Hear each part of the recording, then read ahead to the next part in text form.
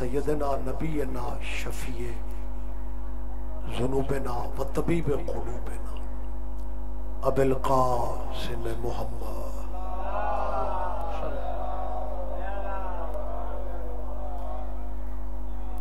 واہل بیتہ الطیبین الطاہرین المعصومین المظلومین اما بعد قال اللہ تعالی حق سبحانہ فی کتاب المجید بسم اللہ الرحمن الرحیم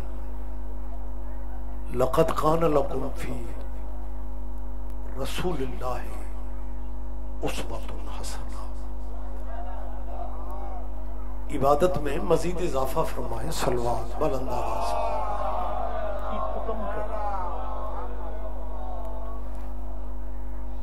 اس مجلس اعظم میں اللہ ہم سب کی حاضری عبادت میں شمار فرمائے. مومنین جب مجلس میں بیٹھتے ہیں تو کسی نہ کسی بھائی کے ذہن میں کوئی نہ کوئی دعا ہوتی ہے، اور جہاں تک دعا کا تعلق ہے اب یقیناً اس بات کو سمجھتے ہیں کہ اللہ کی بارگاہ میں عالم محمد سے بڑا واسطہ بھی کوئی نہیں اور وسیلہ بھی کوئی نہیں. آل نبی کا صدقہ میرا اللہ آپ سب حاضرین و حاضرات کی ذہنی اور قلبی دعائیں قبول فرمائے. بانیان مجلس کے، مرزا صاحبان کے، مالک رزق میں مسلسل اتنی برکتیں عطا فرمائے کہ یہ سلسلہ عزاداری ان کی نسلوں میں بھی جاری و ساری رہے. مرزا برادران کے والد محترم جو اس مجلس کے بانی ہیں، آپ دعا کیجئے مالک انہیں حسین علیہ السلام کے قدموں میں جگہ نصیب فرمائے. ملکی حالات آپ کے سامنے، خصوصی دعا کیجئے اللہ ہمارے ملک پہ رحم فرمائے اور ولی الامر مولا کے ظہور پاک میں میرا مالک تاجیل فرمائے. بین الاقوامی معاملات دعا کیجئے مالک غزہ کے، فلسطین کے مظلوموں کی مدد فرمائے. پارچنار میں شہید عزاداروں کے قاتلوں کو میرا مالک کیفر کردار تک پہنچا. میں سمجھتا تھا کہ فلسطین میں جو کچھ مظلوم مسلمانوں کے ساتھ ہو رہے ہیں، واقع فلسطین کے بعد چاہیے تھا کہ ہمارے ملک میں مذہبی نفرتیں کم ہو جاتی. اور آج بھی میں نو چک کی یہ سالانہ مجلس میں صرف مرزا صاحبان کا مہمان نہیں ہوں، میں پورے چک کا مہمان ہو کے ضروری اعلان کر رہا ہوں کہ یہ شیعوں کی مجلس نہیں ہو رہی، تمہارے نبی کے بچوں کا ذکر ہو رہا.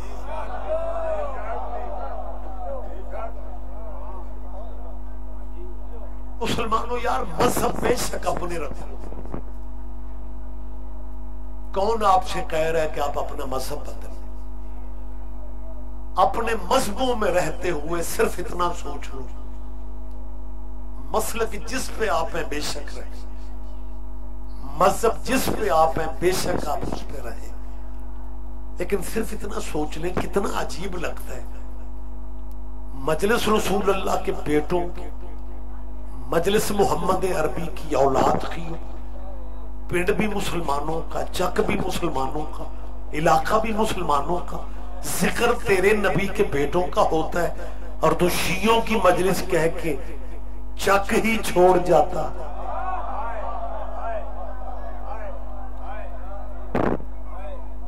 جیتا جاگتا مجمع میرے سامنے، کتنا عجیب لگتا ہے. میں نے اکثر یہ بات کہی ہے کہ چاکی یا پنڈ کا ایک مزاج ہوتا ہے، یہاں کوئی نہ کوئی بندہ اللہ جانے کہاں سے آ جاتا ہے تو یہ کہتا ہے جی میں مجلس میں کیوں جاؤں، میرا مذہب اجازت نہیں دیتا۔ ساؤنڈ کا لطف نہیں آ رہا، چکر ٹکراؤ کم کریں۔ جس بندے کو مجلس میں جانے کی مذہب اجازت نہیں دیتا وہی ربیع الاول میں کہہ رہا ہوتا ہے میں حضور کے میلاد میں کیوں جاؤں، میرا مذہب اجازت نہیں دیتا۔ مسلمانوں یہ کون سا مذہب ہے جو نہ نانے کے ذکر میں آنے دیتا یار؟ نہ مہربانی سر، مطلب ہمیں بتا دیا جائے یہ کیسا مذہب ہے جو نانے کے ذکر سے بھی روک رہے، جو نواسے کے ذکر سے بھی روک رہے۔ صورتحال جو میں سمجھانا چاہتا ہوں وہ یہ ہے کہ جو بندہ سارا سال میرا مذہب میرا مذہب میرا مذہب کرتا ہے نا، میری اس مسلمان سے اپیل ہے کہ جس نبی کی وجہ سے تجھے مذہب مذہب کہنے کی توفیق ہوئی ہے اس نبی کے ہاں تو نفرت کا سبق ملتا ہی نہیں ہے۔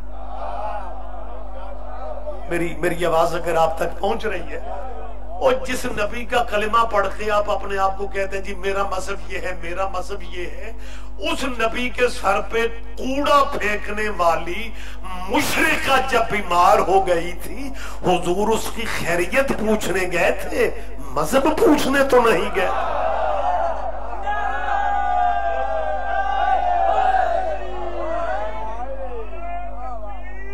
اللہ اکبر یا رسول اللہ۔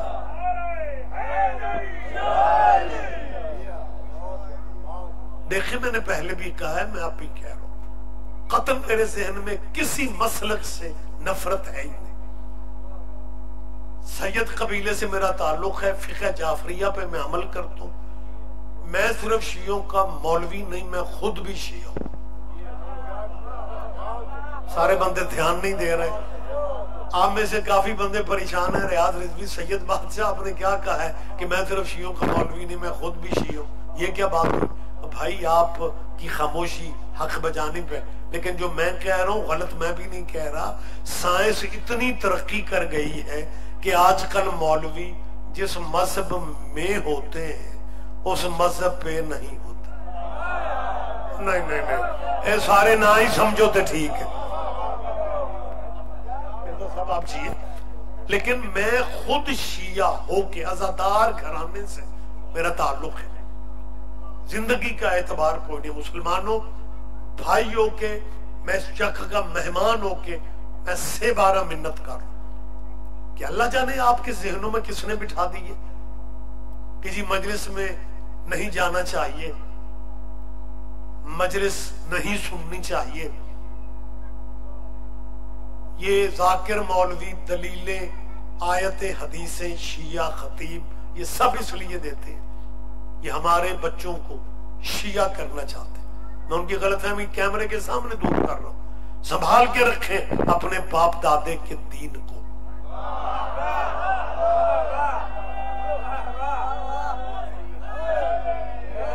میں بالکل کلیئر، میں کوئی بیٹھک میں باتیں تھوڑی کر رہا ہوں، میں دوسری دفعہ کہہ رہا ہوں جس مذہب پہ ہو بے شک وہیں پہ رہو۔ کوئی اس طرح بات نہیں کرتا، میں کہہ رہا ہوں جس مسلک پہ ہو بے شک وہیں پہ رہو، لیکن اپنے مذہبوں میں رہتے ہوئے بھی جب تیرے چک یا پنڈ میں تجھے پتا چلے نا کہ نبی کے بیٹوں کے ذکر کی محفل ہے، اپنے مذہبوں پہ رہتے ہوئے اس محفل میں آیا کرو جس کا تعلق حسین سے ہے۔ مذہب بے شک اپنے رکھو، اپنے مذہبوں میں رہ کے بھی حسین کے ذکر میں آیا کرو، کیونکہ حسین کا تعلق مذہب سے نہیں غیرت سے ہے۔ میری بات پہ آپ شاید دھیان نہیں دے رہے، میں آپ سے کیا کہہ رہا ہوں۔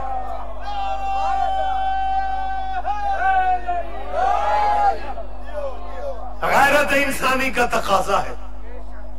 دیکھیں ماشاءاللہ سارے سوبر علاقے کے معزز دوست یہاں پہ موجود ہیں، یہ شیعہ اہل سنت اہل حدیث بریلوی دیوبندی آگے ان کی برانچیں، یہ سارے مذہب مسلمانوں کے مذہب ہیں. میری تائید کرو یار. مجھے توقع نہیں تھی کہ آپ اتنا چپ کر جائیں گے. میں نے کیا کہا ہے کہ یہ سارے مذہب مسلمانوں کے مذہب ہیں، لیکن جس تیرے نبی کے بیٹے کے ذکر کی یہ مجلسیں ہوتی ہیں نا، وہ اگر صرف شیعہ سنیوں کا محسن ہوتا تو ہندو حسین کو سجدے کیوں کرنا؟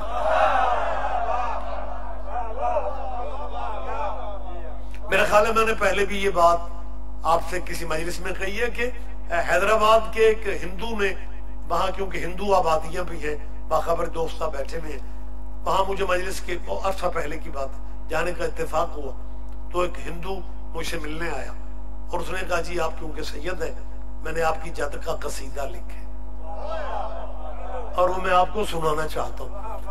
بڑے سوبر دوست بیٹھے ہوئے ہیں، بات تھوڑی سی باریک ہے. وہ ہندو نے جو مولا حسین کا قصیدہ سنایا، قصیدہ اتنا خوبصورت تھا کہ مجھے مولوی ہو کے بھی اسے نیاز دینا پڑی. سارے دوست دھیان نہیں نہ دے رہے. اور مولوی کسی بھی مذہب کا ہو اسے صرف لینے کا پتہ ہوتا ہے، دینا شینا مولویوں کے میرے خیال مسلکوں میں ہے ہی نہیں. لیکن جب میں نے اسے نیاز دی تو اس نے مجھے ایک واقعہ سنا. اس نے کہا جی کو مہینہ پہلے ایک محفل تھی امام حسین کے ذکر کی اور اس میں شیعہ سنی دونوں مسلک بیٹھے ہوئے تھے اور میں نے اجازت لے کے مولا حسین کی تعریف، ہندو کہہ رہے کہ امام حسین کی نظم میں نے پڑھی. شیعہ سنیوں نے مجھے بڑی داد دی، بڑی دعائیں دی، لیکن جو وہاں کے مولانا تھے نا انہوں نے شاباش دینے کی بجائے، داد شاہ تو مولانا کیا دیتے ہیں، شاباش دینے کی بجائے نا بڑے تلخ لہجے میں کہتے ہیں اوے حسین اگر تجھے اتنا ہی اچھا لگتا ہے تو تم مسلمان کیوں نہیں ہوا؟ اب میں نے دوبارہ نہیں کہنا کیونکہ ولا کے کہنے کے لیے سوزیوں کا ہونا ضروری ہوتا ہے.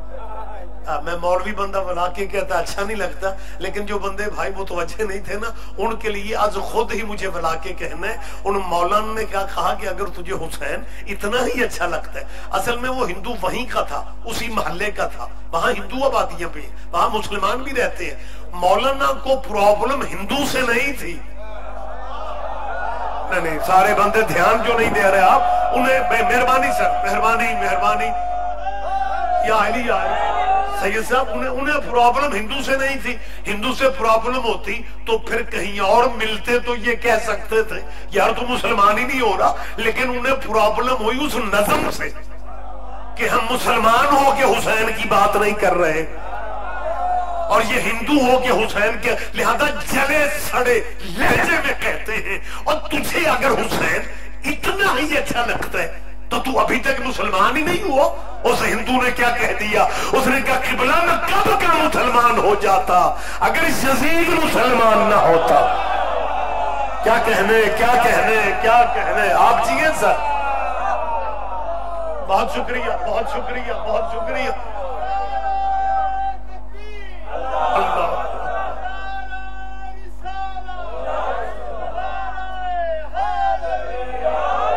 متوجہ اللہم صلی علی محمد وآل محمد. حضور دیکھیں فلسطین کے مظلوموں کے ساتھ جو کچھ ہو رہا ہے، فلسطینیوں کے بچوں کو مارا جا رہا ہے، مستورات کو مارا جا رہا ہے، ہسپتالوں پہ اٹیک. میری صرف اتنی گزارش ہے کہ فلسطین میں، غزہ میں قاتل کون ہے؟ یہودی.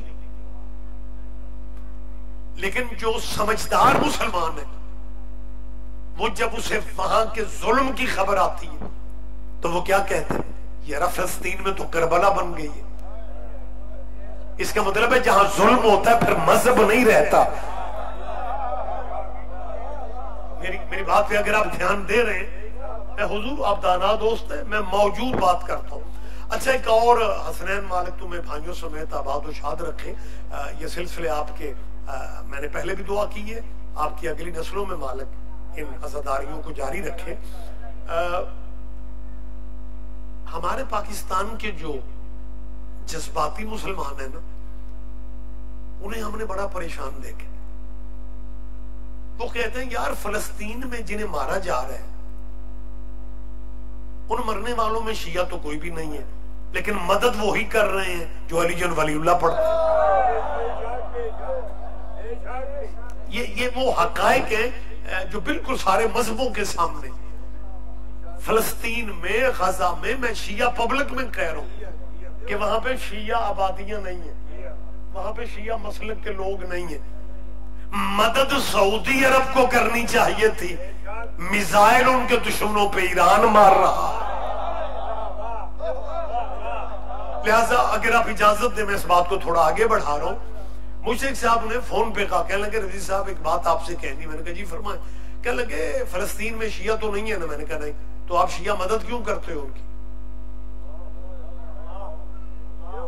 میں نے کہا جی آپ پوچھنا کیا چاہ رہے ہیں؟ کہنے لگا نہیں کوئی نہ کوئی فائدہ تو ہوگا شیعوں کا. اس پنجابی جو آ گیا تو اسی گلی جگہ تے پیر کدوں رکھ دے ہو.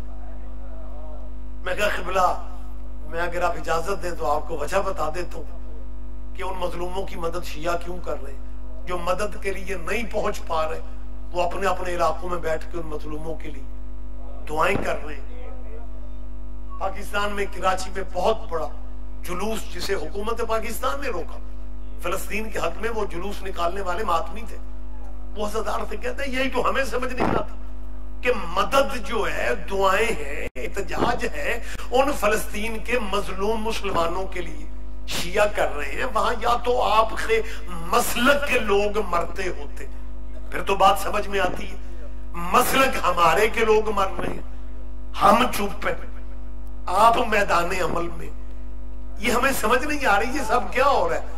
میں نے کہا جی اصل میں مجبوری ہماری یہ ہے کہ ہمارا حقیقی شناختی کارڈ علی ہے. نہ آپ دھیان نہیں دے رہے، میری بات پہ توجہ فرمائیں گا. میں نے کہا جی میں نے کہا حقیقی ہماری پہچان اور شناختی کارڈ پہچان ہی ہوتی ہے نا. آپ پریشان ہی نہ ہو جائیں بھائی نادرہ کو نمی بن گئی. اور ہماری پہچان جو ہے نا وہ مولا کائنات ہے. کہنے لگے جی وہ تو بالکل ٹھیک ہے. میں نے کہا جی آپ کو پتہ ہے کہ مشکل حالات میں بھی ہم علی کو نہیں چھوڑتے. علی ہماری زندگی ہے، علی ہمارا دین ہے، علی دھرم ہے، علی پہچان ہے، علی تشخص ہے، علی مذہب ہے، علی ہمارے. کہنے لگے جی ہم تو سمجھتے ہیں لیکن یہ فلسطین کی مدد آپ جو کر رہے ہیں اس میں علی کہاں سے آ گیا؟ میں نے کہا یہی تو میں سمجھانا چاہ رہا ہوں کہ آپ اپنا لٹریچر پڑھیں. 21 رمضان کو ہمارے مولا علی کو جب اللہ کے گھر میں چوتھا خلیفہ ماننے والوں نے قتل کر دیا. علی کا قاتل جو تھا نا وہ علی کو چوتھا خلیفہ مانتا تھا. کیا کہنے، آپ تو بہت ہی زیادہ چپ ہو گئے ہو یار. اور یہ بات مجھے ملتان وہاڑی جہاں لے میں کہنے کی پوزیشن میں ہوں. میں نے کہا جب علی کو مسجد میں اللہ کے گھر میں قاتل نے ضرب لگائی نا تب علی نے جو اولاد کو وصیتیں کی تھی. میں نے کہا آپ کو سمجھ نہیں آ رہی نا کہ یہ شیعہ مظلوموں کی مدد کیوں کر رہے ہیں؟ مظلوموں کا مذہب بھی ان کا نہیں ہے، ان کا مذہب اور ہے، شیعوں کا مذہب اور ہے. یہ مدد کیوں، یہ بسم اللہ، یہ مدد کیوں کر رہے ہیں؟ یہ مدد میری طرف دیکھیں، مجھے حکم ہے دعا کا وہ میں کروا دوں گا، میری طرف آپ دیکھیں. میں نے کہا جی یہی میں آپ کو سمجھانا چاہتا ہوں کہ ہم مظلوموں کی مدد فلسطین کے اس لیے کر رہے ہیں کہ مولا علی نے جب دنیا سے پردہ فرماتے وقت اپنی اولاد کو وصیتیں کی تھیں. اس میں پہلی وصیت یہ تھی بیٹا حسن مظلوموں کی مدد کرتے رہے. آپ نے پورا دھیان نہیں دیا. جی بیٹھ جائے، بسم اللہ تشریف رکھیں. کیا وصیت تھی حضور؟ مظلوموں کی مدد کرتے رہے. یہ صرف علی نے اولاد سے نہیں کہا، یہ ماننے والوں سے بھی کہا کہ مظلوموں کی مدد کرنا.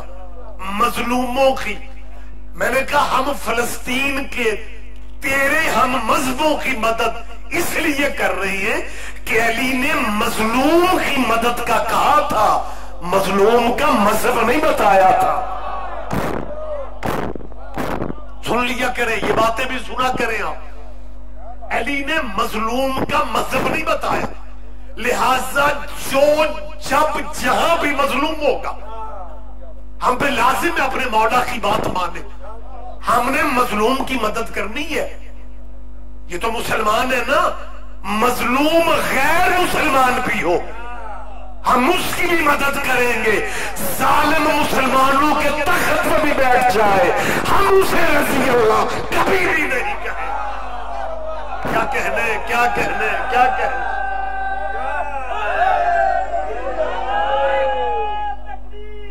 سارے جواب دیں، سارے جواب دیں۔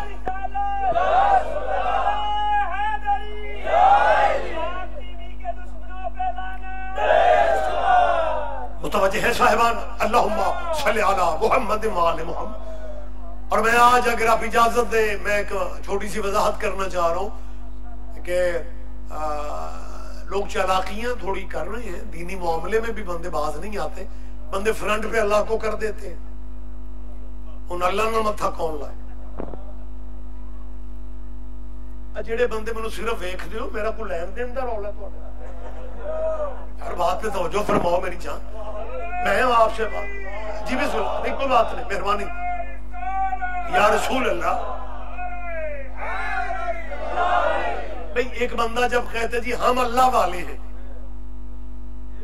وہ اپنے لحاظ سے وہ دین کی بہت بڑی خدمت کر رہے ہیں، لیکن وہ کہتا کچھ ہے کرتا کچھ ہے، اس کا پریکٹیکل جو ہے وہ اس کے دعوے پہ پورا نہیں اترتا۔ وہ کہتے ہیں ہم صرف اللہ والے، بس اللہ، صرف اللہ، فقط اللہ۔ اور جب مسجد میں کھڑا ہوتا ہے تو اللہ کی عبادت کے لیے اس کی اذان صرف اللہ اکبر پہ ختم نہیں ہوتی، بلکہ اسے کہنا پڑتا ہے اشہد ان محمد رسول اللہ۔ تو پھر بھی نہیں مان رہا، جب تک حسین کے نانے کا نام نہ لو تمہارا اسلام نظر ہی نہیں آتا۔ بھئی ہم اللہ کی وحدانیت کے منکر نہیں ہیں، پورا مجمع میرے سامنے ہے، نمائندہ چہرے علاقے کے بیٹھے میں ایک فقرہ میں کہنے لگوں، آپ اگر تائید نہیں کریں گے تو جو غیر شیعہ دوست ہیں وہ شاید پریشان ہو جائے، لہذا مجھے آپ کی تائید چاہیے کہ ہم اللہ کو مولا علی کا بھی اللہ مانتے ہیں۔ میرے خیال میں آپ ہی کا عقیدہ بیان کر رہا ہوں نا، ہم اللہ کو محمد و آل محمد کا بھی اللہ مانتے ہیں، تو توحید پہ ہمارا ایمان ہے۔ رسول اللہ کا صرف ہم نے کلمہ نہیں پڑھا، بلکہ ہمارا عقیدہ ہے کہ ہمارے نبی کے بعد بھی نبی کوئی نہیں اور ہمارے نبی جیسا بھی نبی کوئی نہیں۔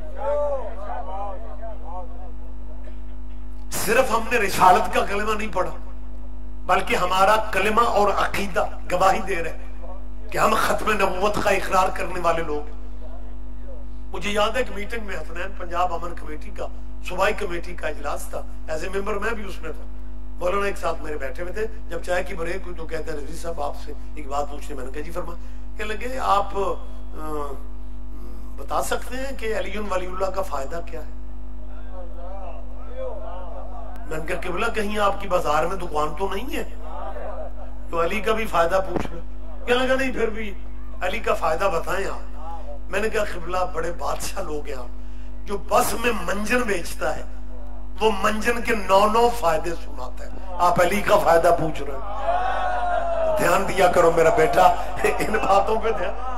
بہت شکریہ بہت شکریہ، وقت جا رہا ہے، میں آپ کا زیادہ ٹائم نہیں لینا چاہ رہا۔ میں نے کہا آپ علی کا، کہنے لگے نہیں لمبی بات کا تو وقت نہیں ہے کیونکہ صرف چائے کی بریک ہے اور اسی بریک میں چاہتا ہوں۔ میں نے کہا قبلہ پوچھ کیوں رہے ہیں؟ کہنے لگے جی پوچھ اس لیے رہا ہوں کہ میرا بیٹا کہتا ہے کہ بابا کوئی شیعہ ملے تو ان سے پوچھنا کہ یونیورسٹی میں میرے کچھ اسٹوڈنٹ شیعہ دوست ہیں، بابا اللہ جانے علی ولی اللہ میں کیا ہے، یہ شیعہ لڑکے رشتہ چھوڑ دیتے ہیں، علی نہیں چھوڑتے۔ بولو میرے ساتھ یار، ماڑی چنگی میرے ساتھ۔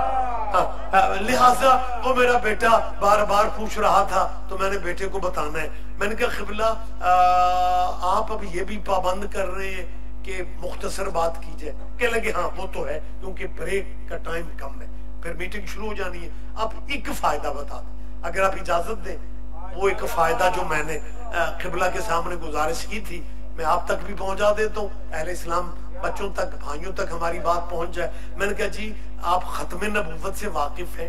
کہنے لگے جی وہ تو بندہ مسلمان ہی نہیں جس کا ختم نبوت پہ ایمان نہیں ہے۔ میں نے کہا ختم نبوت کا یہی مقصد ہے نا کہ حضور کے بعد نبی کوئی نہیں ہے؟ کہنے لگا جی بالکل یہی مقصد ہے۔ میں نے کہا لیکن ختم نبوت کے ڈاکو بھی تو لوگ بنے ہیں، جنہوں نے ڈاکے مارے نبی ہونے کے دعوے کیے. کہنے لگا جی بالکل ہیں. میں نے کہا مرزا غلام احمد تو ایک نام ہے کیونکہ وہ ہندوستان میں تھا. ہندوستان ہمارا برادر ملک ہے, ہمسایہ ملک ہے, لہٰذا اس وجہ سے لوگوں کو مرزا غلام احمد قادیانی قادیانی یاد رہ گیا. کہنے لگے جی ہاں. میں نے کہا اور بھی تو نبوت کے جھوٹے دعوے دار ہمیں اسلامی تاریخ میں ملتے ہیں. کہنے لگا جی بالکل صحیح ہے. میں نے کہا یہ جتنے جھوٹے نبی بنے ہیں رسول اللہ کی ختم نبوت کے بعد یہ مسلمانوں ہی میں سے بنے ہیں نا. کہنے لگا جی بالکل واضح سی بات ہے. میں نے کہا مولانا بس یہی فائدہ ایک سمجھ لو, یہ فائدہ ہے علی کی ولایت کے اقرار کرنے کا کہ جتنے بھی جھوٹے نبی ہوئے ہیں ان میں سے کسی نے بھی علی ولی اللہ نہیں پڑھا تھا. مہربانی آپ جی ہیں, آپ زندہ و سلامت رہیں. اور میں یہ پھر کہہ رہا ہوں, یہ میں کیمروں کے سامنے کہہ رہا ہوں دوستوں, میں اپنی بات پہ پہرا دینا جانتا ہوں. میں پورے یقین سے کہہ رہا ہوں جتنے بھی جھوٹے نبی بنے ان میں سے کوئی بھی علی ولی اللہ پڑھنے والا نہیں ہے. کیا تیرے مدرسوں کی گرامر گرم ہے؟ کیا تیری صرف نحو برداشت نہیں کرتی؟ آخر شیعہ بھی تو علماء گزرے ہیں, شیعہ بھی تو علماء موجود ہیں. کسی نے آج تک نبی ہونے کا دعویٰ کیوں نہیں کیا؟ میں سلام کروں گا اپنی پردے میں بیٹھی ہوئی ان بیٹیوں ماں بہنوں کو جو اپنے بچوں کو جب کلمہ یاد کراتی ہے تو کہتی ہے بیٹا یاد کرو لا الہ الا اللہ, اللہ کے سوا معبود کوئی نہیں, محمد رسول اللہ, محمد اللہ کے رسول ہے. بیٹا کلمہ یہیں پہ ختم نہیں ہے, آگے بھی پڑھو علی شریف ولی اللہ, محمد اللہ کے رسول ہے, علی اللہ کا ولی ہے. شیعہ ماں بچپن ہی میں شیعہ بچوں کو بتا دیتی ہے کہ جب علی نبی نہیں بن سکا یہ نبی کے بندے نبی کیسے بن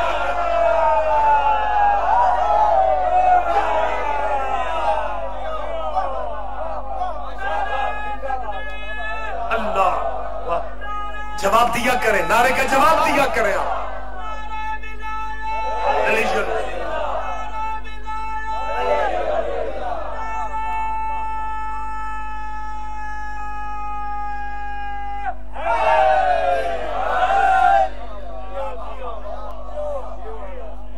ہمیں بچپن میں جو سبق پڑھائے جاتے ہیں ہم اسی لیے علی کی ولایت پہ زور دیتے ہیں تاکہ بندوں کو ختم نبوت سمجھ میں آ جائے.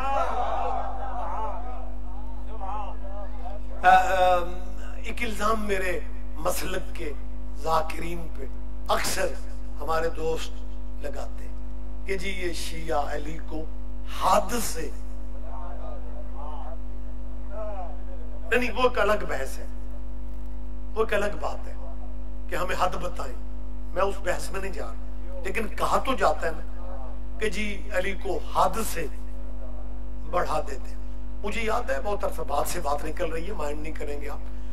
ایک بندہ کہنے لگا جی آپ اپنی قوم کے ذاکروں کو منع کر سکتے ہیں. میں نے کہا کیا منع کرنے؟ کہنے لگا وہ ایک ذاکر پڑھ رہا تھا کہ اتنا وزنی تھا خیبر کا دروازہ 40 بندے نہیں ہلا سکتے تھے, اور کلے علی پشتے انگشت ٹچ کی تھا اور دروازہ کیا کوئی بات ہے, کوئی بات ہے کرنے والی؟ حد ہو گئی ہے. یہ کیا فضیلت ہوئی؟ 40 بندے نہیں ہٹا سکے, علی نے ہٹا.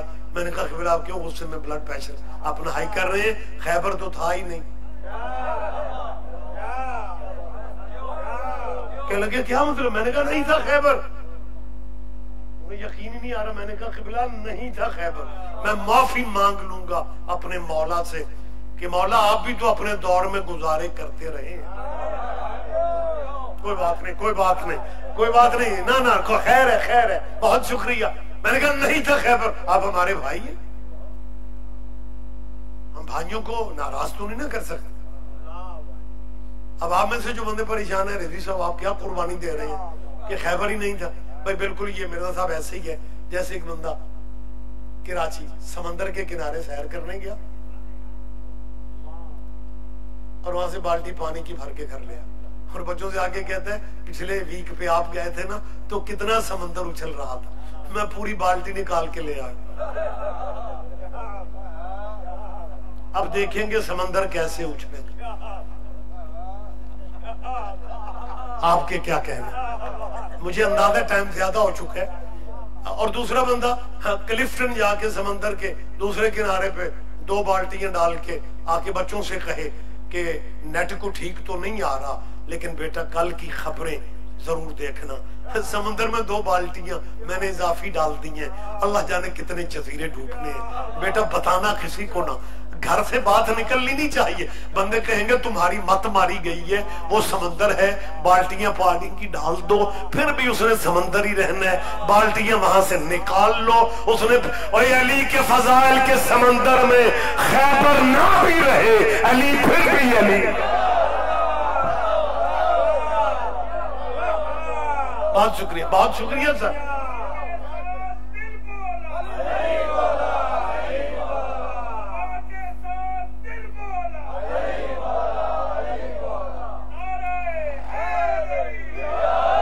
لہذا صاحبان بات جلدی سے میں آگے بڑھانا چاہ رہا ہوں، میں نے کہا کہنے لگے نہیں آپ یہ قربانی نہ دیں جی، بخاری شریف میں لکھا ہوا ہے کہ خیبر تھا، تو میں نے کہا آپ کو پریشانی کہنے لگے دروازے کی پریشانی، میں نے کہا جب میں پورے خیبر کی قربانی دے رہا ہوں تو دروازے کی نہیں دے سکتا، دروازہ نہ لوہے کا تھا نہ لکڑی کا تھا، وہ یہودیوں کو کہیں سے خوراک کے خالی توڑے ملے ہوئے تھے، کہیں سے خالی توڑے خوراک کے، انہوں نے وہی کھول کھلا کے نا پردہ لٹکا دیا تھا تاکہ بڑے قد والوں سے پردہ،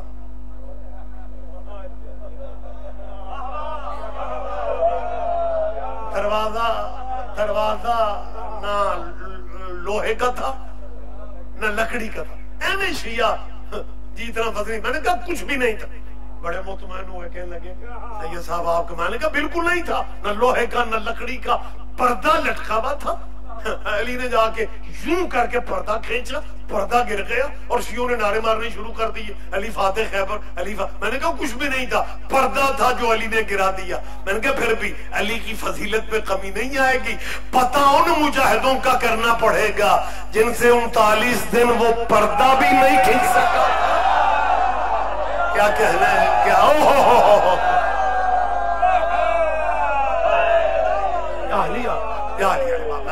بات مجھے کلوز کر رہے ہیں، بات میں روک رہا ہوں، میری مسلمانوں سے اپیل ہے کہ خدا را اگر تم نے ختم نبوت سمجھنی ہے نا تو لبیک لبیک کے نعرے تو آپ کا ایک عقیدہ ہے، آپ بے شک لگا، میں کون ہوتا ہوں آپ کو روکنے والا، لیکن خدا را ختم نبوت کو سمجھنا ہے تو پھر آل محمد کے ذکر کی محفلوں میں آنا پڑے گا، آپ یہی بات کر رہے ہیں جی شیعہ ذاکر علی کے فضائل حد سے، اور جتنے بھی حد سے بڑھاتے ہیں، کیا کبھی کسی شیعہ ذاکر نے یہ بھی کہا ہے کہ نبی نے کہا تھا اگر میرے بعد نبی ہوتا تو علی ہوتا،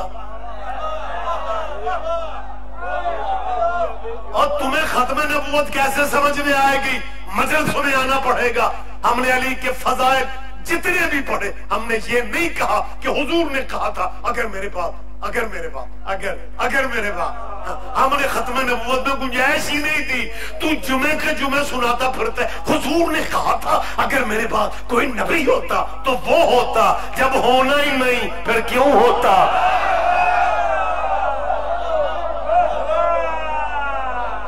آپ جیے سر، میں پھر کہہ رہا ہوں، میں پھر منت کر رہا ہوں، قطر میری گفتگو اس لیے نہیں ہے، میں کو تیسری چوتھی دفعہ کہہ رہا ہوں، میں نے آپ کے مذہب بدلنے کے لیے یہ ساری باتیں نہیں کرنی، مذہب جو بھی ہے بے شک اپنا وہی رکھو، لیکن سوچیں بدل لو، زندگی بہت کم ہے،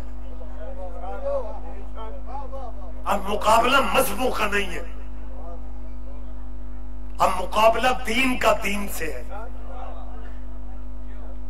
عیسائیت چاہتی ہے کہ ہمارا دین غالب آ جائے، یہودیت چاہتی ہے ہمارا دین غالب آ جائے، یہ دونوں دشمن تھے آپس کے، لیکن مسلمانوں تمہیں روندنے کے لیے عیسائی یہودی اپنی نفرتیں ختم کر کے اکٹھے ہو چکے ہیں، تیرا رولا ہی نہیں مکدا، مجلس سے نہ جایا جے نکاح ٹوٹ جائے،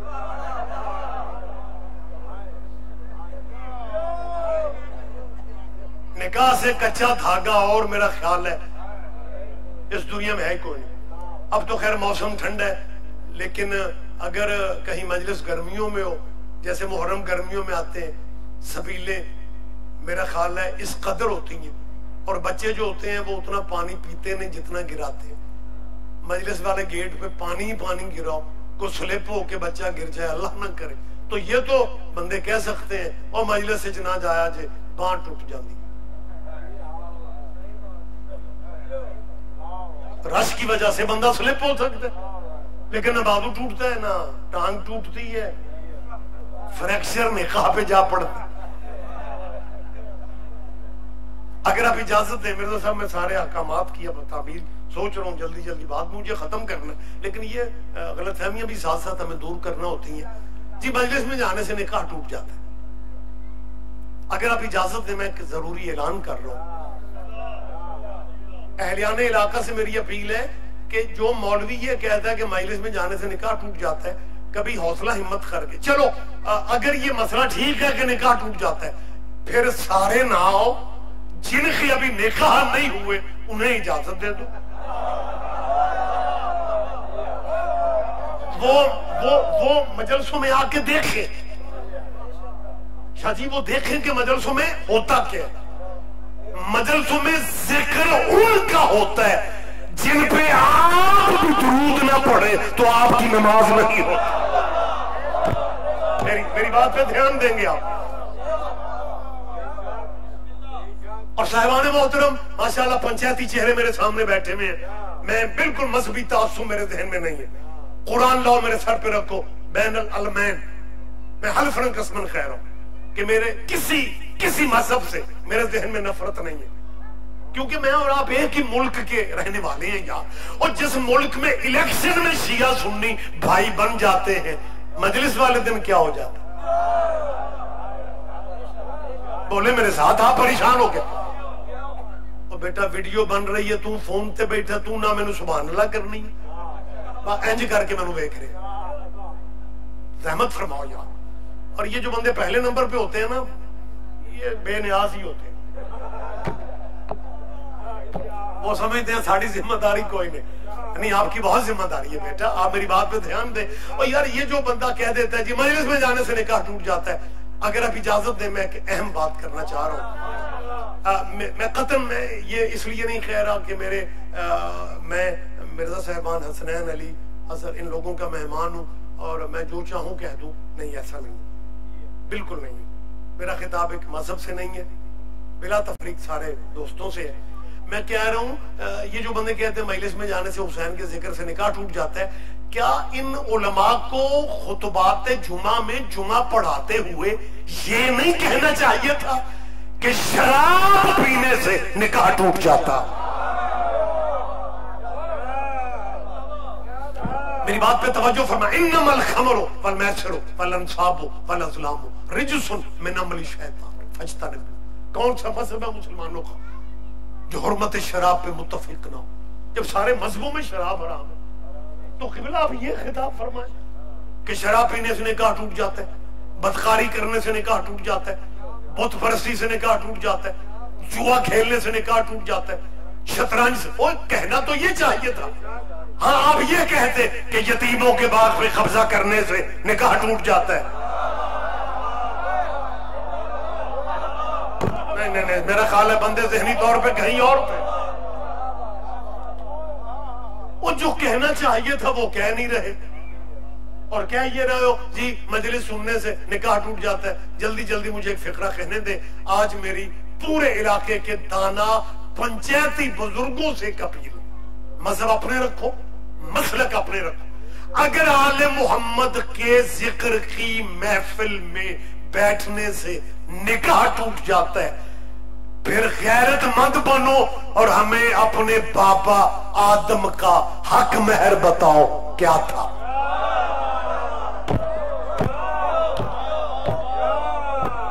وقت تمام ہو گیا سر، وقت تمام ہو گیا. حضرت آدم رضی اللہ تعالی عنہ کا، بھائی آپ کیوں زور دے رہے ہو علیہ السلام پہ؟ آدم صرف پہلا نبی نہیں، وہ پہلا خلیفہ بھی تو ہے. اوہ اللہ کی طرف سے جو خلیفے ہیں نا، اللہ کی طرف سے، ان میں پہلا آدم ہے. اللہ کی طرف سے پہلا خلیفہ آدم ہے، اللہ کی طرف سے پہلا خلیفہ۔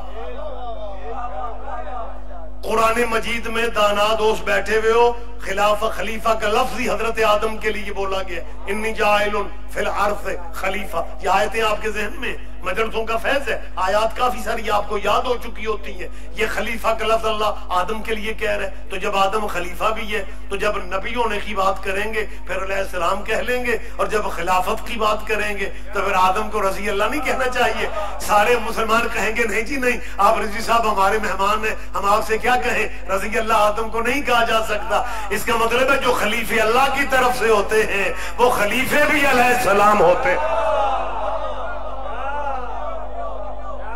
ہمیں جلدی جلدی بات کر لیتے ہیں، ہمیں بتایا جائے حضرت آدم کا حق مہر ہمیں بتایا جائے، حضرت آدم علیہ السلام کا حق مہر بتایا جائے۔ حضرت آدم، بات جلدی ہو رہی ہے، حضرت آدم علیہ السلام کا ہمیں، حضرت آدم کی نظر حوا پہ رکی،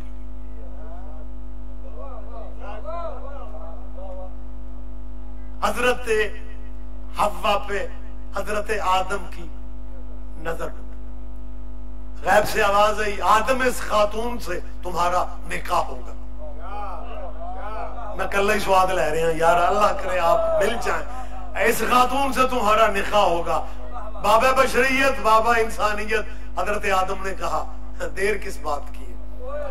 جب کہا نا دیر کس بات کی ہے، غیب سے دوسری آواز آئی، آدم نے کہا سے پہلے حق مہر ضروری ہے، اگر تو نے ہی حق مہر نہ دیا تیرے بچے تو ویسے ہی بڑے سیانے ہونے ہیں۔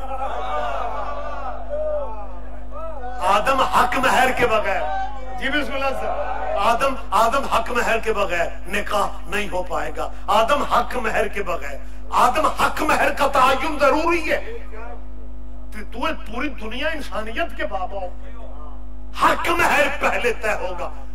ہم سب کے پاپا آدم نے ریلیکس موڈ میں کہا ہم پوری جنت حوا کے حق مہر میں لکھوا رہے ہیں، ریلیکس موڈ میں ہم پوری جنت حوا کے حق مہر میں، جب آدم نے کہا نا ہم پوری جنت حوا کے حق مہر میں لکھوا رہے ہیں، غیب سے چوتھی آواز آئی، آدم حق مہر ملکیت سے ہوتا ہے، جنت کے مالک تم نہیں، جنت کے مالک کوئی اور ہے۔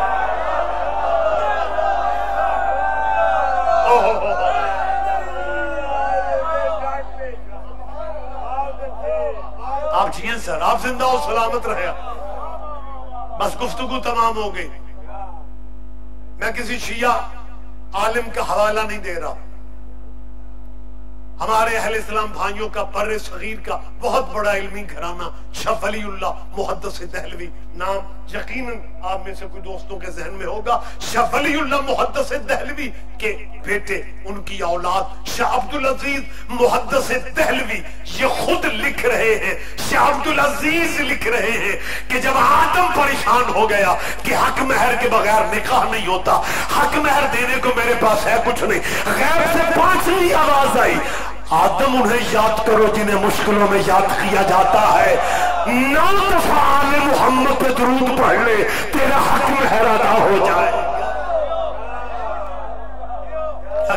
کیا کہنے آپ جیے،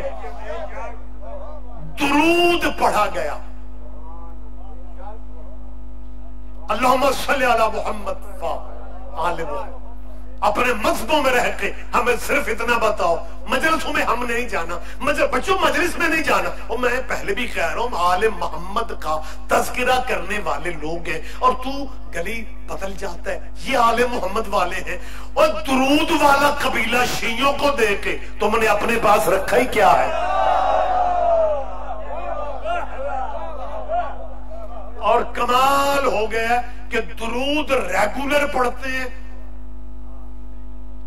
اور جب بات سیدہ کی آتی ہے، حسنین کی آتی ہے، پھر ان کا پروگرام بنتا ہے کہ آل جو ہے نا یہ انگریزی والا آل ہونا چاہیے، ALL، وہ انگریزی والا آل آل ابراہیم میں لا کے دکھاؤ،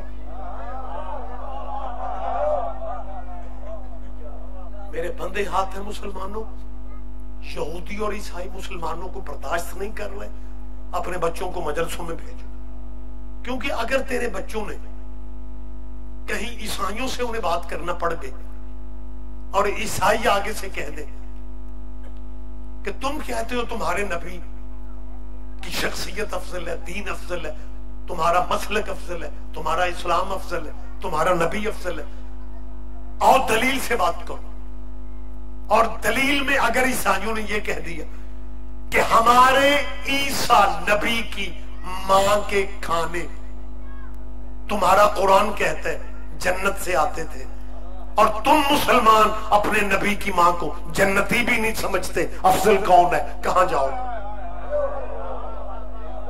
سارے دوست دھیان نہیں دے پائے۔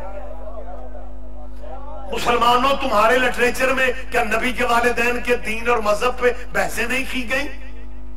میرے خیال ہے مجمع میں سے وقت ہی جا رہا ہے، آپ گواہی دیں گے زندگی کے کسی موڑ پہ آپ نے شاید ابتدائی دنوں میں سنا ہوگا کہ جی یہ خطاب ہوتے تھے، نبی نے کہا یا اللہ میرے والدین بخش دے، اللہ نے کہا حبیب یا والدین بخش والے یا امت بخش والے، نبی نے کہا ماں پہ رہن دے،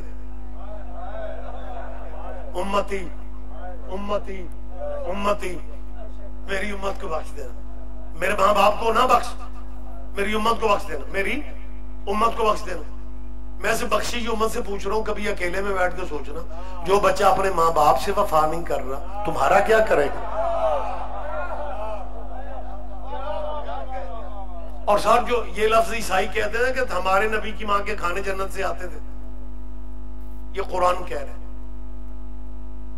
کہ عیسیٰ کی ماں کے کھانے، اب تفصیلات کا وقت نہیں ہے، جناب مریم، یہ مریم کی ماں بی بی حنا خاتون نے منت مانی تھی کہ یا اللہ جو اولاد میرے شکم میں یہ میں تیرے گھر کے لیے وقف کر رہی ہوں۔ بی بی مریم کی ماں کے ذہن میں تھا اللہ بیٹا دے گا اور میں اللہ کے گھر کے لیے وقف کر دوں گی، لیکن بے نیاز مالک نے بیٹا نہ دیا، مریم دے دی۔ اب مریم کی ماں پریشان ہے کہ میری سوچ تھی تو بیٹا دے گا، میں تیرے گھر کی منت مان چکی ہوں، اب تو نے مریم دے دی، میری منت کا کیا بنے گا؟ خدا فرماتا ہے منت پوری کرو، ہمیں مریم ہی قبول ہے۔ اور حضور بات میں تمام کر رہا ہوں، مریم اللہ کے گھر میں آ گئی، ناشتے بھی مریم کے جنت سے آتے تھے، کھانے بھی مریم کے جنت سے آتے تھے۔ اگر عیسائیوں نے کہہ دیا ہمارے نبی کی ماں کے کھانے جنت سے آتے تھے، دلیل سے بات کرو، مسلمانوں کہاں جاؤ گی؟ تیرے بچے جب مجلس میں نہیں آتے انہیں کیسے پتا چلے گا کہ سورۃ دہر کن پہ اترا تھا؟ ہائے ہائے ہائے، میں تعمیل کر دیتا ہوں ایک فقرہ جناب سیدہ کے بارے میں کہہ رہا ہوں، مسلمانوں جب تمہارے بچے مجلسوں میں نہیں آئیں گے، انہیں عیسائی بچوں سے بات کرنا پڑ گئی تو وہ کیا جواب دیں گے؟ عیسائی تو قرآن سے دلیل دے گا نا کہ ہمارے عیسیٰ کی ماں کے کھانے جنت سے نازل ہوا کرتے تھے، ہمارے عیسیٰ کی ماں کے، اور تم اپنے نبی کی ماں کو کیا سمجھتے ہو؟ یہ تمہارے لٹریچر میں موجود ہے، تمہاری تقریروں میں محفوظ ہے۔ اب اگر تیرے بچے مجلسوں میں نہیں آتے انہیں پتہ نہیں چلے گا کہ یہ سورۃ دہر جو قرآن کا سورہ ہے، وَيُطْعِمُونَ الطَّعَامَ عَلَىٰ حُبِّهِ مِسْكِينًا وَيَتِيمًا وَأَسِيرًا، محمد کی بیٹی نے بچوں کی صحت یابی کی منت کے روزے رکھے۔ حسنین یہ سورۃ دہر میں ہے کہ بی بی فاطمہ نے منت کے روزے، منت کے روزے، سورہ آل عمران کہہ رہی ہے کہ مریم کی ماں نے منت مانی۔ بندے قرآن ریگولر پڑھتے ہیں، منتیں آیتیں قرآن میں موجود ہیں، پھر بھی جمعوں بعد پوچھتے ہیں اے شیعہ نو پوچھا جائے منت کتھوں ٹری ہے؟ مریم کی ماں کی منت قرآن میں، سورہ دہر میں یوفون بالنذر، مریم کی ماں کی منت کے لفظ سے آیت پیش کرو، رب انی نذرت لک ما فی بطنی، اللہ میں منت مان رہی ہوں میرے شکم والی اولاد تیرے گھر کے لیے وقف ہوگی۔ یہاں پہ کیا ہے؟ سورۃ دہر میں بی بی فاطمہ نے صحت یابی بچوں کے روزے رکھنے کی منت مانی. اور اللہ کیا فرما رہا ہے؟ یوفون بالنذر، یہ وہ قبیلہ ہے جو اپنی منتوں کو پورا کرتے ہیں. یہ قرآن مجید ہے. یوفون بالنذر ویخافون یوما کان شرہ مستطیرا. حسنین کی والدہ نے پہلا روزہ افطاری کا وقت آیا، ابھی روزہ افطار کرنا ہی چاہتے تھے کہ دروازے پہ دستک، دروازے سے آواز آئی میں مسکین ہوں. روٹیاں سیدوں نے افطاری والی اسے دے دی، روزہ پانی سے افطار کیا. دوسرا دن افطاری کا ٹائم پھر آیا، دروازے پہ پھر آواز، یتیم، پھر روٹیاں دے دی، پھر روزہ رکھ لیے. تیسرا دن آئے، افطاری کا ٹائم، دروازے پہ پھر دستک. یہ قرآن ہے، افسانہ نہیں ہے. اور قرآن اگر سپیڈ پڑھنا ثواب ہے، پھر سمجھ کے پڑھنا بھی ثواب ہے. تیسرے دن آواز آئی اسیرو. سیدوں نے روٹیاں پھر دے دی، لیکن بڑا مجمع میرے سامنے ہے، وقت تمام ہو گیا. مجھے صرف اتنا بتا دے، مسکین سمجھ میں آتا ہے، یتیم سمجھ میں آتا ہے. مسکین بھی مانگتے ہیں، یتیم بھی مانگ سکتے ہیں، لیکن اسیرہ آیت کے لفظ ہے کہ اسیر نے آ کے مانگا. اسیر آپ بھی سمجھتے ہیں، اسیر عربی میں قیدی کو کہتے ہیں. وہ قیدی قید میں ہوتے ہیں یا گلیوں میں روٹیاں مانگتے ہیں؟ ہائے ہائے ہائے، اللہ اکبر. اللہ کرے آخری آدمی تک آپ متوجہ. ہمیں پوچھ کے بتایا جائے یہ سیدوں کے دروازہ پہ مانگنے والے کون ہیں. میں پھر نام لے رہا ہوں، نام نوٹ کرو. قرآن کی تفسیر ہے، تفسیر عزیزی، وہی رائٹر جن کا میں نے پہلے ذکر کیا ہے. تیرے مسلک کا بہت بڑا نام محدث دہلوی شاہ عبد العزیز نے سورہ دار کی تفسیر میں لکھا، فَيُطْعِمُونَ الطَّعَامَ کی تفسیر میں لکھا کہ بی بی فاطمہ کے دروازے پہ جو مسکین بن کے آ رہے تھے، جو یتیم بن کے آ رہے تھے، جو اسیر بن کے آ رہے تھے، وہ مدینے کے قیدی نہیں تھے، وہ مدینے کے مسکین نہیں تھے، بلکہ وہ عرش کے فرشتے تھے، وہ جنت کے فرشتے تھے. وہ فرشتے انسانی شکل میں بی بی فاطمہ کی چوکھٹ پہ مانگ کے مدینے والوں کو بتا رہے تھے کہ فاطمہ سے مانگنا بدعت نہیں ہے. کیا کہنے ہاں، وہ سبق دے رہے تھے کہ ہم بی بی فاطمہ کی چوکھٹ پہ مانگ رہے ہیں. یہ محدث دہلوی. اور جب تیری اولاد مجلسوں میں آئے گی، پھر انہیں قرآن کی آیتوں کا پتہ چلے گا، پھر انہیں سورہ طہر کی اس آیت کا پتہ چلے گا. تیرے بچوں کے ذہن میں آئے گا کہ یہ ہمارے نبی کی بیٹی فاطمہ کا مقام ہے کہ اس بی بی فاطمہ کی چوکھٹ پہ جنت کے فرشتے روٹیاں مانگنے آتے تھے. پھر اگر کوئی عیسائی کہے گا کہ مسلمانوں ہمارے نبی کی ماں کے کھانے جنت سے آتے تھے، پھر تیرے بچے کہیں گے ہم مانتے ہیں بڑا مقام تھا عیسیٰ کی ماں کا، لیکن بڑا فرق ہے عیسیٰ کی ماں میں اور حسین کی ماں میں، جو جنت کے کھانوں کا انتظار کرے، جو جنت کے کھانوں کا انتظار کرے اسے مریم کہتے ہیں، اور جس کے ہاتھ کی روٹیوں کا جنت انتظار کرے اسے فاطمہ کہتے ہیں.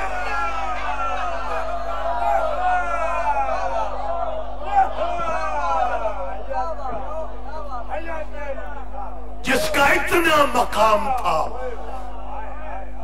اسے اس کے بابا کے نوکر چھڑکتے رہے.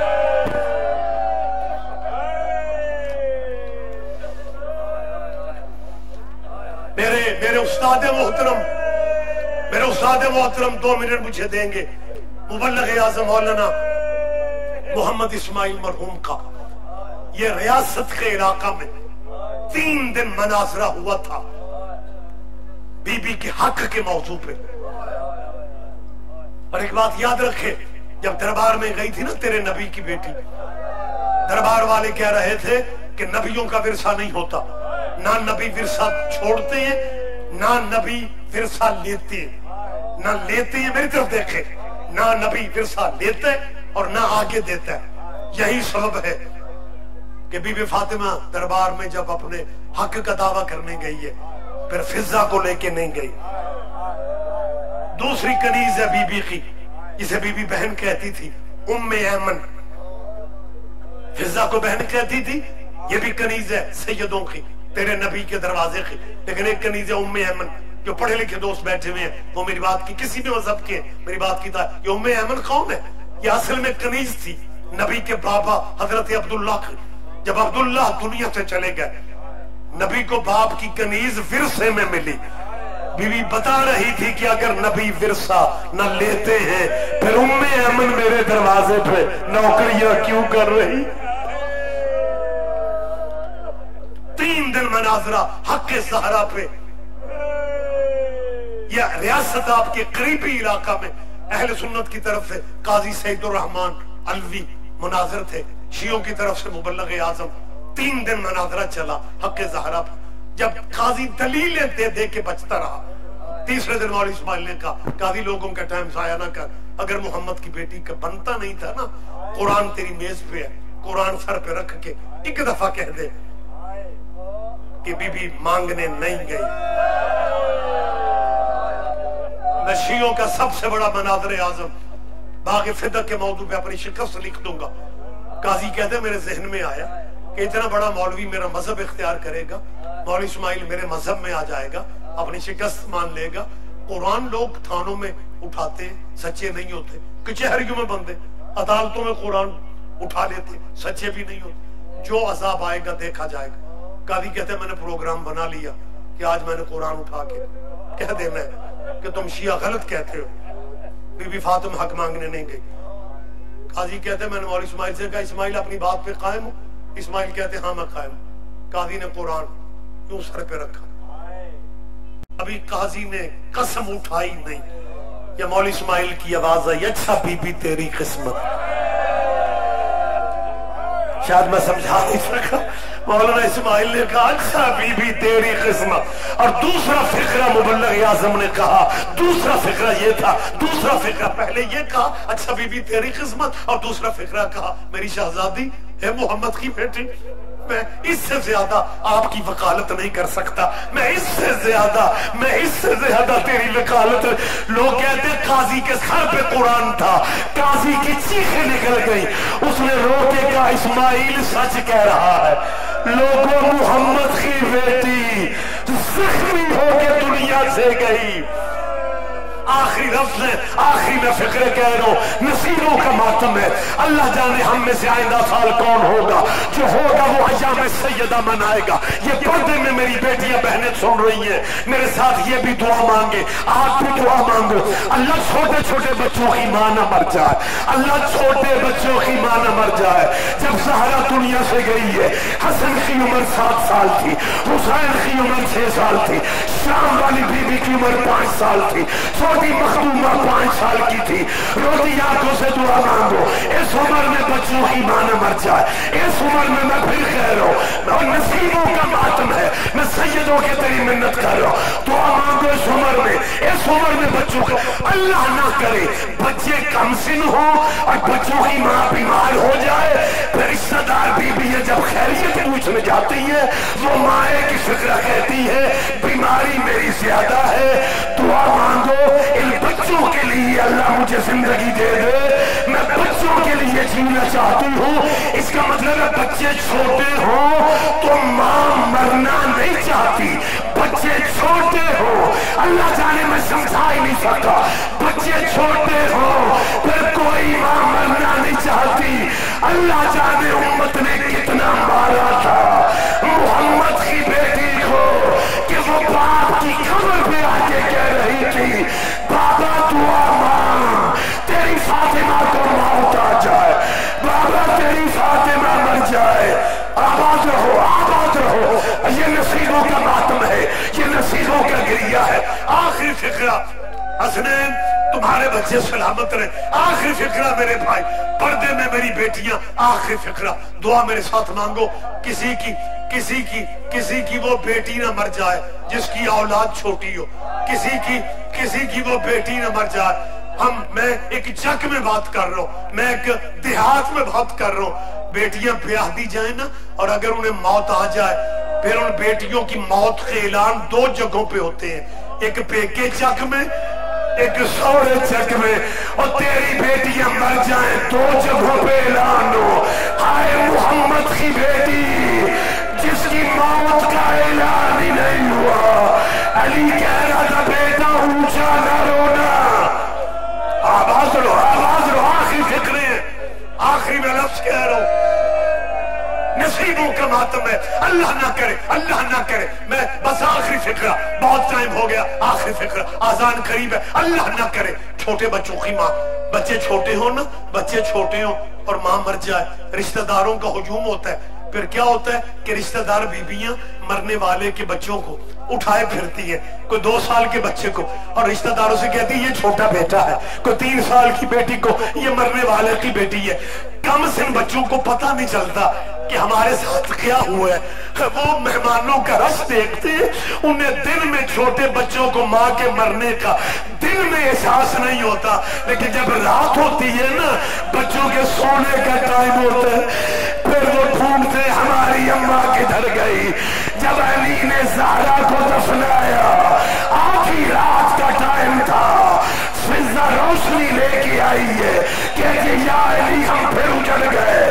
وہ زینب خاک پہ روتے روتے سو گئی ہے. وہ حسن بھی مٹی پہ سو گیا ہے لیکن حسین نہیں مل رہا. چیختا والی زہرا کی قبر پہ آئے کہ میں حسین کا بتاؤں. علی نے کیا دیکھا 6 سال کا حسین زہرا کی قبر کو سینے سے لگا کے رو رو کے کہہ رہا تھا اماں حسن تیرا امیر بیٹا ہے. اماں میں تیرا غریب بیٹا ہوں. انا للہ وانا الیہ راجعون. سیعلم الذین ظلموا ای منقلب ینقلبون. مالک صاحب حاضرین و حاضرہ مومنین و مومنات کی حاضر بارگاہ جناب سیدہ میں قبول فرما ان آنسوؤں کا صدقہ غم حسن.